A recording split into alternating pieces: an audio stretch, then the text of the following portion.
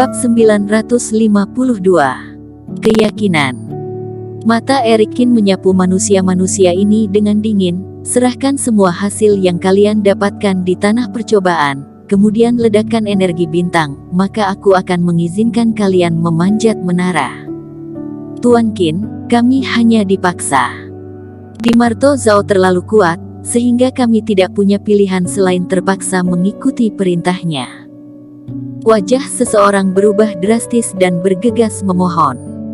Benar, kami juga korban, kamu tidak bisa melakukan ini pada kami.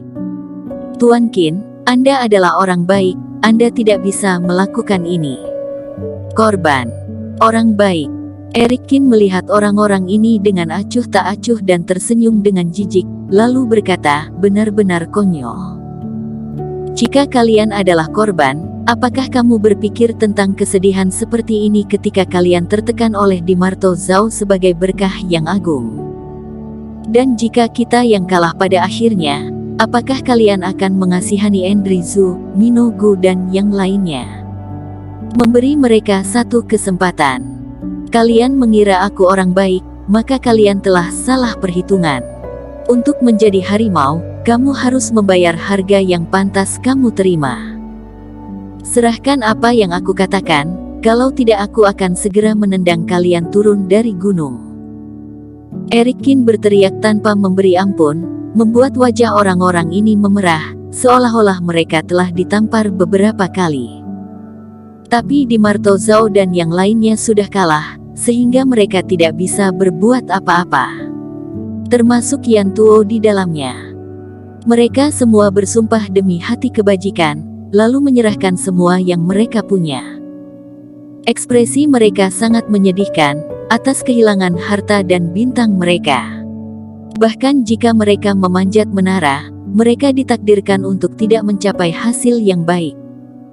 Urto Feng dan Handi Chao berdiri diam di antara kerumunan dan menyaksikan semua ini. Hati mereka dipenuh dengan emosi yang sangat rumit.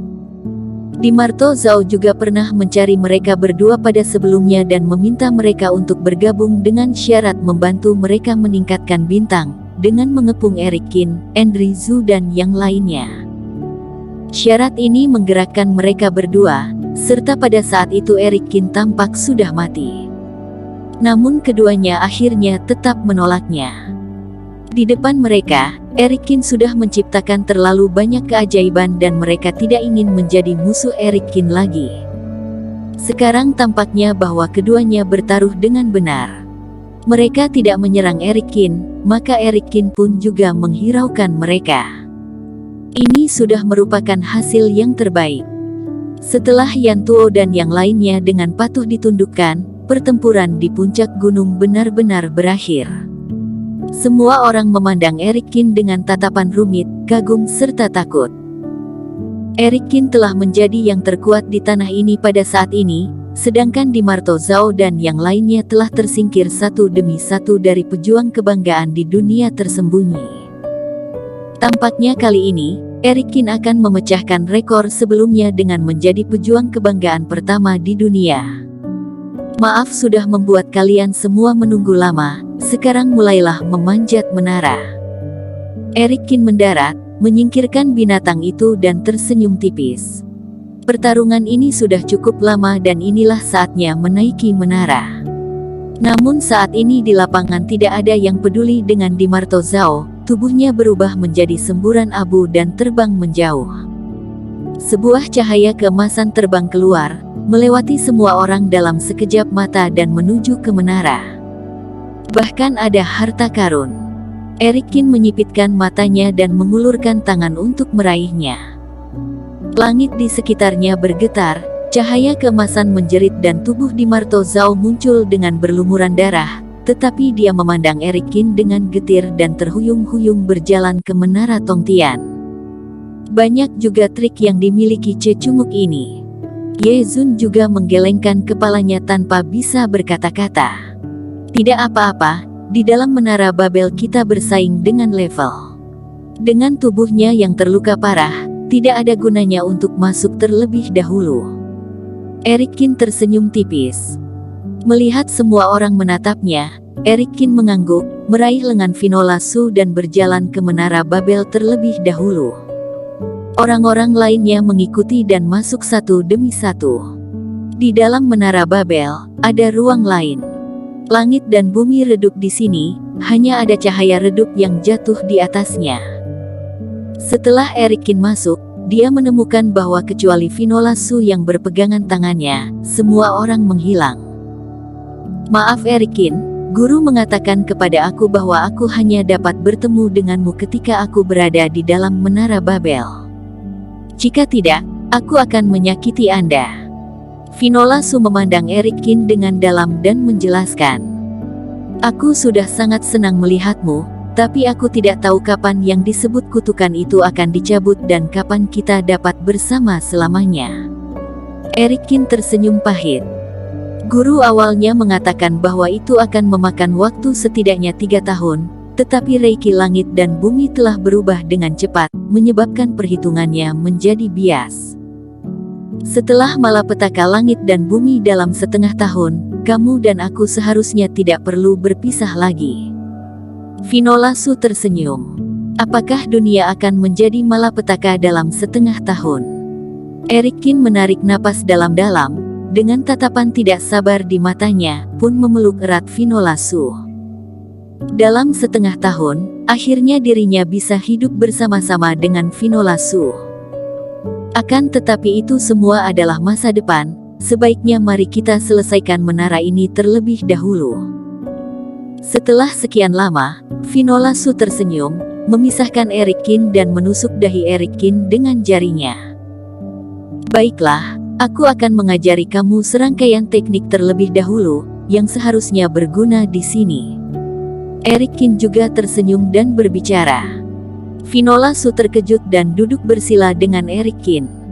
Erikin mengeluarkan reiki dan memasuki ke dahi Finola Su, kemudian metode transformasi diteruskan ke Finola Su.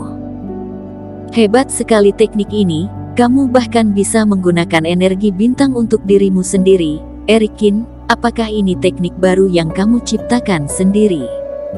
Setelah beberapa saat, Finola Su membuka matanya dan menunjukkan ekspresi terkejut, serta mata indahnya bersinar. Selama bertahun-tahun, dia juga belajar banyak teknik dari lelaki tua itu, tetapi ini adalah pertama kalinya dia melihat teknik yang begitu halus dan ajaib. Bisa dibilang seperti itu.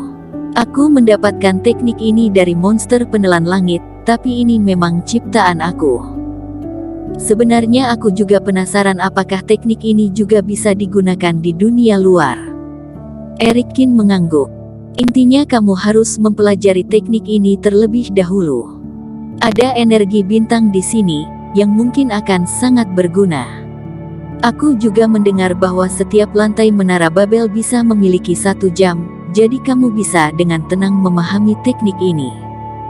Lalu aku akan melihat bagaimana cara memecahkan tempat ini.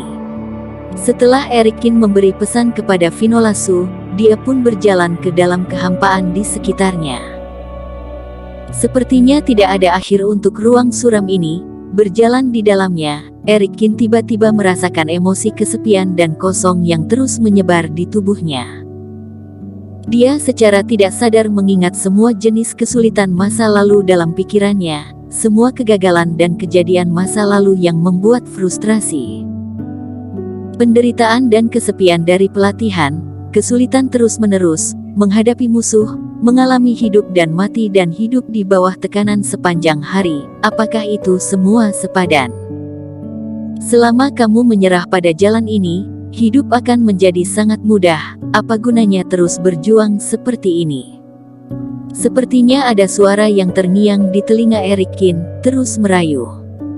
Mata Erikin berangsur-angsur menjadi bingung dan berhenti. Tapi dia dengan cepat bangun dan menekan sentimen negatif ini. Menara Babel ini benar-benar luar biasa. Ternyata ujian pertama adalah keyakinan. Erikin bergumam pelan dan matanya menjadi tegas kembali. Sejak berlatih, Erikin telah mengalami krisis yang jauh melebihi orang biasa. Setelah menghadapi banyak hidup dan mati, jika dia tidak cukup teguh untuk bertahan, tidak mungkin baginya untuk bertahan sampai hari ini.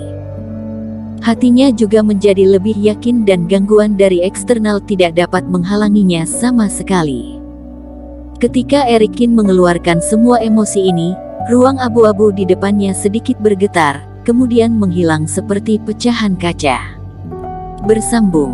Terima kasih telah menonton video ini sampai akhir. Jangan lupa subscribe dan nantikan kisah episode selanjutnya hanya di Novel Story. Salam.